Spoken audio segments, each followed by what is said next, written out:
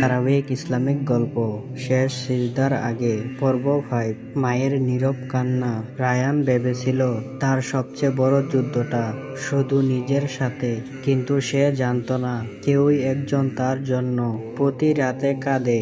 সেদিন রাত গভীর ছিল। পড়াশোনা শেষ করে রায়হান পানি খেতে উঠল।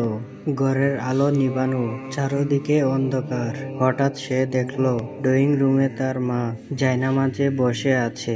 চাঁদের আলো জানালা দিয়ে ঢুকছে। তার মা দুই হাত তুলে দোয়া করতেছেন। রায়হান চুপচাপ দাঁড়িয়ে রইল। সে শুনতে পেল, হে আল্লাহ, আমার ছেলেকে হেদায়েত দাও, ওকে সঠিক পথে রাখো, ও যেন তোমার কাছ থেকে দূরে না যায়। মায়ের কণ্ঠটা কাঁপতেছিল। রায়হানের বুকটা হঠাৎ ভারী হয়ে গেল। সে বুঝতে পারল তার পরিবর্তনের জন্য শুধু সে একা লড়তেছে না, তার মাও লড়তেছেন। সে ধীরে নিজের ঘরে ফিরে এলো।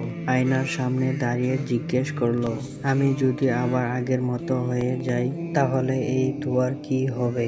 পরের দিন সকালে সে মায়ের সামনে এসে চুপচাপ বসে বলল, মা। মা অবাক হয়ে তাকালেন। কি বাবা? রায়হান নিচু সুরে বলল, তুমি কি আমার জন্য দোয়া করো? মা মুচকি হেসে বললেন, মা কি সন্তানের জন্য দোয়া ছাড়া থাকতে পারে? রায়হান মাথা নিচু করে ফেলল।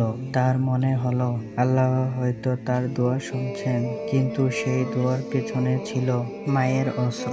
সেই দিন থেকে রায়হান শুধু নিজের জন্য না, তার মায়ের হাসির জন্যও ভালো হতে চাইল।